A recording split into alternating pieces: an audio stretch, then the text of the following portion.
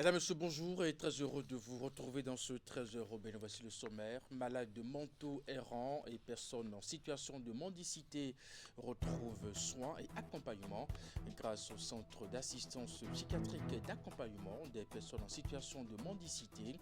C'est la réponse ambitieuse et profondément humaine face aux vulnérabilités extrêmes que le gouvernement apporte. Le centre est installé dans la commune de Pomassé. Les détails sont à suivre dans un instant.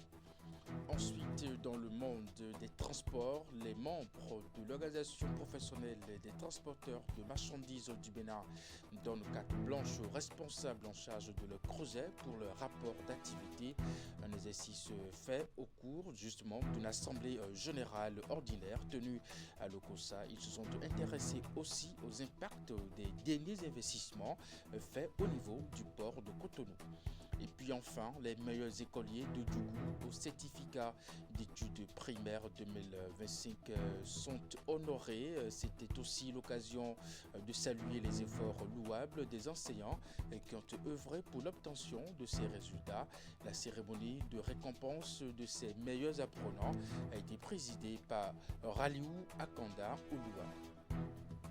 Voilà pour vous le sommaire de cette édition. À nouveau bonjour et bienvenue si vous nous rejoignez dans la commune de Pomassé. Un centre pas comme les autres vient bouleverser le destin de dizaines de personnes livrées jusque-là à l'errance sur les grands acteurs, bien entendu, de nos villes.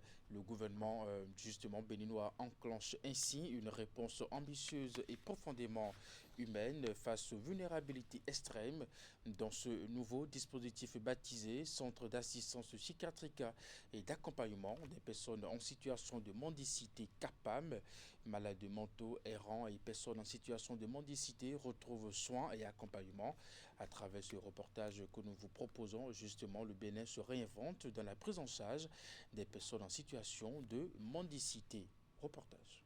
Elles sont connues pour leur habitude à squatter les grands carrefours des axes routiers à la quête de l'aumône. Désormais, au Centre d'assistance psychiatrique et d'accompagnement des personnes en situation de mendicité, CAPAM de Pomassé, les personnes atteintes de troubles psychiatriques démarrent une nouvelle vie. Ce que nous faisons, c'est de les amener à comprendre que leur état actuel n'est pas leur état définitif et qu'on peut procéder à une sorte de renaissance. Et la renaissance passe par le rasage de leurs cheveux. Et nous mettons à leur disposition un bain. Ils sont rasés, ils passent au bain. Après avoir été accueillis et mis en confiance au centre. Dans la section du CAPAM dénommée composante mendicité, les personnes recueillies sont initiées aux activités comme le maraîchage, la couture, la coiffure ou encore la sérigraphie. Une façon d'amener ces pensionnaires vers une autonomie progressive dans cette maison de l'espoir. Il ne s'agit pas pour un patient de venir ici et de dire je prends mes médicaments, je mange et je dors. Le processus n'est pas comme ça. D'ici quelques jours, quelques semaines, ces patients vont commencer par participer à des activités occupationnelles, des activités de théâtre, de danse, des activités de musicothérapie, les activités d'art, la peinture, les activités de maraîchage. Et toutes ces activités-là sont combinées pour pouvoir apporter aux patients la guérison dont ils ont besoin. Et au thème de leur guérison, avant même la guérison, des recherches parentales sont entreprises pour voir avec leurs parents, faire des enquêtes sociales approfondies pour comprendre l'histoire et la préparation de la famille à pouvoir accepter le retour de leurs parents. Et quand c'est positif, nous les retournons dans les familles pour une réintégration. Grâce au CAPAM, le Bénin redonne une seconde chance à ceux que l'on croyait perdus pour toujours. Une manière concrète d'affirmer que la dignité humaine est bien plus qu'un simple slogan. C'est le fruit d'une stratégie nationale de prise en charge des personnes en situation de vulnérabilité.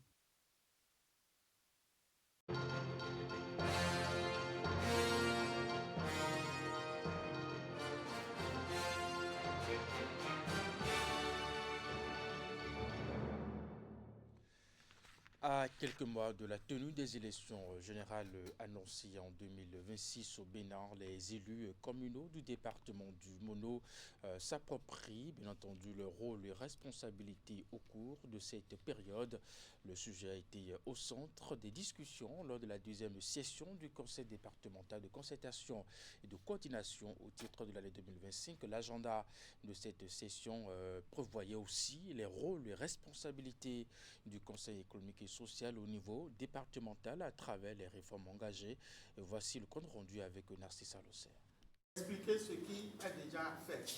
Devant les membres du Conseil départemental de concertation et de coordination du Mono, Charles Gagnon planche sur les rôles et responsabilités du Conseil économique et social au niveau départemental, et ceci à travers les dernières réformes qui ont donné vie à des structures à cette échelle.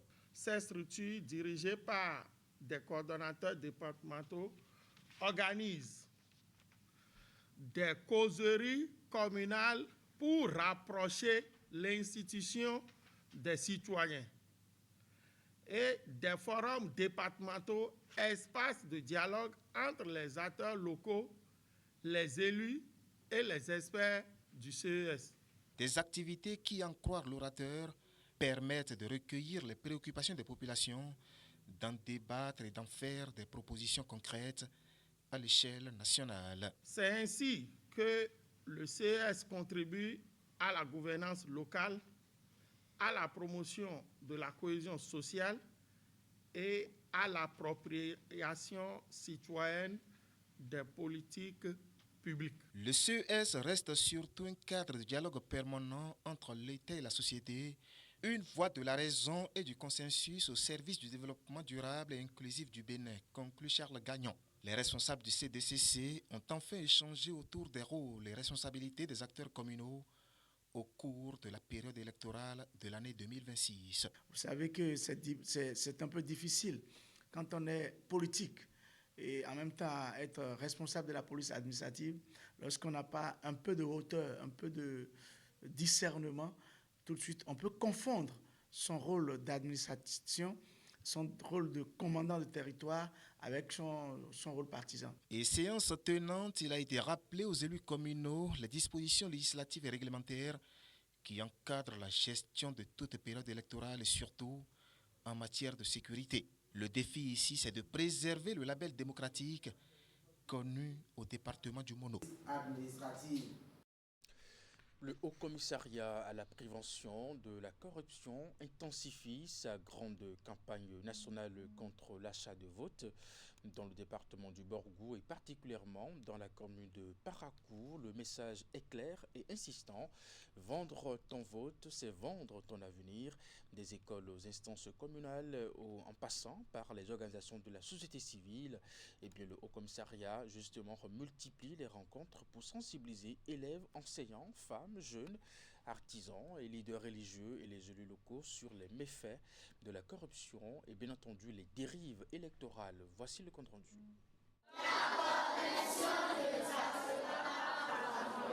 C'est à travers ce slogan que les personnes ciblées dans le cadre de cette tournée de sensibilisation du Haut Commissariat à la prévention de la corruption se sont engagées à dire non à la corruption et les fraudes électorales. Vendre ton vote, c'est vendre ton avenir. C'est le thème central autour duquel le HCCPC compte arriver à son objectif, celui de protéger l'intégrité du processus électoral en cours.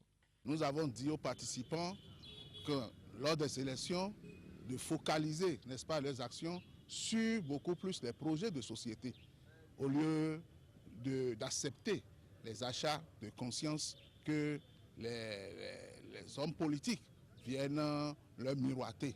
Parce que c'est des projets, c'est à partir des projets de société que la base peut comprendre ce que l'élu ou le candidat pense réellement faire pour cette communauté, ce village, cette commune. Dans les écoles, mais aussi dans la salle de réunion de la mairie de Parakou, le discours est d'abord tourné vers les méfaits de la corruption en général, mais aussi sur les fraudes électorales en période électorale de façon particulière. Apprenants, enseignants, société civile, femmes jeunes, artisans, leaders religieux et élus communaux, tous ont été mobilisés pour comprendre les risques et s'engager contre les dérives électorales. Après cette sensibilisation-là, les enfants eux-mêmes, ils ont dit beaucoup de choses par rapport à la corruption, entre eux-mêmes, les tricheries, ils ont parlé aussi des valeurs morales. Je pense bien que ça va beaucoup corriger à la base, chez les enfants et chez nous aussi. En tant que chef quartier, d'abord, nous allons emboîter le pas au niveau de la base.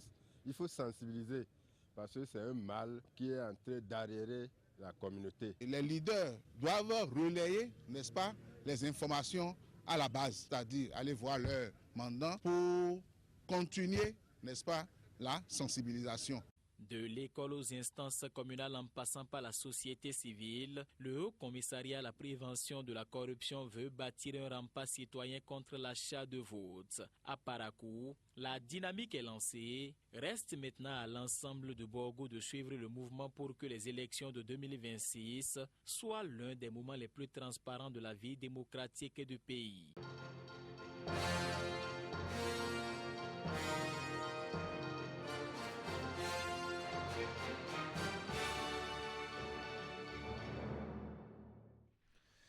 Dans la suite de cette édition, l'Agence de développement des petites et moyennes entreprises ADPME et la Société des logistiques et des événements ont organisé, bien entendu, à Cotonou, le Startup Connect.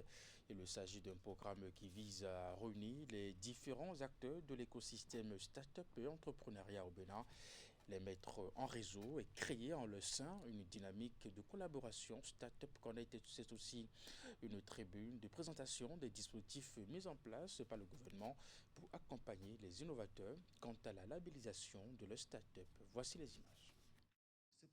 Dans cette salle, les acteurs de l'écosystème start-up et entrepreneuriat numérique, le ministère du numérique et de la digitalisation, les investisseurs, les banques et bien évidemment les jeunes entrepreneurs qui utilisent la technologie pour créer la richesse et l'emploi. C'est d'ailleurs pour eux que le programme Startup Connect est mis en place par l'ADPME. Objectif, les écouter, apprécier leur capacité à se développer sur le marché et surtout les mettre en réseau avec d'autres acteurs de l'écosystème. Startup Connect, c'est un événement pour permettre à tous les acteurs de l'écosystème startup et entrepreneuriat numérique de se réunir. Quand on parle d'acteurs, on parle bien entendu du secteur public, des acteurs comme l'ADPME, le ministère du numérique et de la digitalisation, le ministère des petites et moyennes entreprises, mais également les universités, les écoles qui produisent les talents de cet écosystème-là. L'ambition de ce programme, de manière générale, c'est d'accompagner la transformation numérique du Bénin. Et forcément, cette transformation ne peut se faire sans le concours des entreprises. Et c'est pour ça qu'on a décidé aussi d'accompagner l'ADPME dans son rôle pour renforcer l'écosystème des startups au Bénin. À travers des pitchs, ces jeunes entrepreneurs auront non seulement l'occasion de mieux comprendre la richesse de l'entrepreneuriat numérique au Bénin, mais aussi d'en apprendre davantage au sujet des dispositifs dans le cadre national de labellisation. Dispositif mis en place par le gouvernement pour reconnaître, soutenir et valoriser le potentiel des innovateurs qui émergent avec des solutions adaptées aux réalités locales. Aujourd'hui, nous avons le label Startup qui a été mis en œuvre depuis 2023 qui permet aux startups d'avoir ce statut-là qui est reconnu par le gouvernement et ça a plusieurs avantages, des incitations, notamment dans le Code général des impôts, au niveau des exonérations des douanes aussi. Nous avons également de l'appui technique que nous leur permettons d'avoir aujourd'hui, de l'appui technique et de l'appui financier. Donc, la labellisation Startup, c'est vraiment un des outils, des moyens, dispositifs qu'on a mis en place pour accompagner nos startups. Et l'ADPME aujourd'hui est à pied d'œuvre pour augmenter le nombre de dispositifs qu'elle met en œuvre pour les entrepreneurs innovants, quel que soit le secteur d'activité. Ces jeunes entrepreneurs sont donc invités à saisir les moindres opportunités en termes d'appui, de connaissances et d'échanges, et surtout guetter les prochaines sessions pour démarrer le processus de labellisation de leur start-up. Dans le monde des transports, les membres de l'organisation professionnelle des transporteurs de marchandises du Bénin donnent carte blanche aux responsables en charge de le creuset pour leur rapport d'activité. Un exercice fait au cours de leur assemblée générale ordinaire tenue à l'Okosa. Ils se sont intéressés aussi aux impacts des derniers investissements faits au niveau du port de Cotonou. Retour sur la cérémonie d'ouverture avec Nasser Salosef Lorando. L'immense investissement fait au port de Cotonou impacte-t-il le sous-secteur transport? C'est autour de cette interrogation que les acteurs du monde des transports regroupés au sein de l'organisation professionnelle des transporteurs des marchandises du Bénin se sont donné rendez-vous ici à Lokossa pour leur assemblée générale ordinaire. Ce congrès marque une étape historique dans la vie de notre organisation. De la migration de Centra-INAB vers l'OPTMB et conformément aux textes et lois qui régissent notre secteur, ce rassemblement n'est pas seulement une formalité statutaire, il est l'expression de notre volonté collective de bâtir une organisation forte. Une organisation forte et crédible, capable de défendre les intérêts de ses membres et de contribuer au développement du Bénin. Une ambition à laquelle l'État apporte son soutien à travers la conception d'un certain nombre de projets. Nous avons pu lancer le projet SIGEFER, le système intégré de gestion du fret, qui n'est plus même un projet, c'est opérationnel. Le gouvernement à travers l'ANAT a pu lancer aussi d'autres projets tels que le projet Securut, qui aujourd'hui facilite la police républicaine et d'autres structures de l'État à maîtriser la sécurité routière. La coopération belge, qui fait partie des soutiens de l'OPTMB, prévoit bien d'autres actions à travers Enabel. Nous avons encore devant nous des chantiers d'amélioration pour le secteur du transport, et notamment un appui à la protection sociale et au dialogue social en direction des syndicats des transporteurs et des chauffeurs poids lourds, que nous avons initié il y a peu pour le premier et que nous pourrons initier à partir du début du mois de janvier pour le second. À la tête de ce creuset, la gestion des responsables a été applaudie par les membres qui ont validé le rapport d'activité tout comme le rapport financier. Notre force réside dans notre unité et notre capacité à travailler main dans la main. Nous devons donc nous engager à moderniser notre pratique, à renforcer la discipline professionnelle et à défendre nos droits dans le respect des lois et règlements. La survie de notre sous-secteur passe par là, conclut El Hadj Rabiou Garba. Le transport des marchandises relie surtout les producteurs au marché et les commerçants aux consommateurs. On parle éducation à présent. Les meilleurs écoliers au certificat d'études primaires sont honorés à l'ENI de Djougou. La cérémonie de récompense de ces meilleurs apprenants, présidée par Aliou Akanda Oloua, a également été l'occasion de saluer les efforts louables des enseignants qui ont œuvré pour l'obtention de ces diplômes. Abdou Sabridrissou pour les précisions. Ensuite, Zounon, Sidi, Fifame, EPP, Amitié. La promotion de l'excellence en milieu scolaire préoccupe le ministre des Enseignements maternels et primaires. À travers cette cérémonie sobre mais empreinte de solennité, il reconnaît et salue les écoliers ayant réalisé des performances remarquables au CEP 2025. Ce jour restera gravé dans nos mémoires. C'est pourquoi nous prions Monsieur le ministre et ses collaborateurs de perpétuer de tels événements pour redorer le blason de l'éducation et de son système dans notre pays. Les résultats élogieux enregistrés témoignent de la détermination du gouvernement qui fait du système éducatif l'une de ses priorités. Notre système éducatif, après des années de balbutiement, est en train de retrouver ses lettres de noblesse grâce à la vision du gouvernement de la rupture. De doter de ce secteur des enseignements maternels et primaires, des axes stratégiques ayant facilité l'accès, la rétention et la qualité de l'offre éducative. Le département de la Donga, hôte de l'événement, affiche 95,20% de réussite au CEP 2025. Suite à ces résultats de mon département, je décerne une fois encore un satisfecit à tous les enseignants à divers niveaux. À vous, mes chers lauréats et lauréates, je vous exhorte toujours au travail bien fait. Sachez donc que vous êtes en train de vous préparer pour un avenir meilleur. Des tableaux d'honneur et des lettres de félicitations sont remis aux enseignants les plus méritants. Nous réaffirmons notre engagement à œuvrer avec loyauté et dévouement pour la réussite de chaque enfant. Les lauréats, désormais entrés dans la caste des excellents, proviennent du Borgou, de la Libori, de la Takora et de la Donga. Avant de prendre congé de vous, la première édition du Business Intelligence Summit, en abrégé BISNATI 2025, a pris fin justement. Pendant 5 jours, les 22 jeunes porteurs de projets ont bénéficié d'un accompagnement rigoureux à travers des ateliers pratiques, un concours de pitch suivi d'immersion dans l'univers des entreprises de la place aussi, et puis au cours de la soirée de gala qui a rassemblé autorités à divers niveaux, partenaires et récipiendaires, les meilleurs porteurs de projets ont été distingués. Voici les détails avec Alassane Abouna. Une soirée de gala pour couronner en beauté les 5 jours d'efforts fournis dans la discipline et dans l'esprit de créativité par ces 22 jeunes porteurs de projets préalablement sélectionnés dans l'Atakora. C'est l'un des moments forts de cette première édition du Business Intelligence Summit BISNATI 2025, un rendez-vous de promotion de l'entrepreneuriat local qui aura permis à ces jeunes d'être mieux outillés sur l'entrepreneuriat à travers ateliers pratiques et immersion dans l'univers de certaines entreprises de la place sous l'impulsion de Women Rising International. Durant ces 5 jours, depuis le lundi 17 novembre, nous avons vécu un moment fort d'échange, d'apprentissage, de connexion et d'engagement.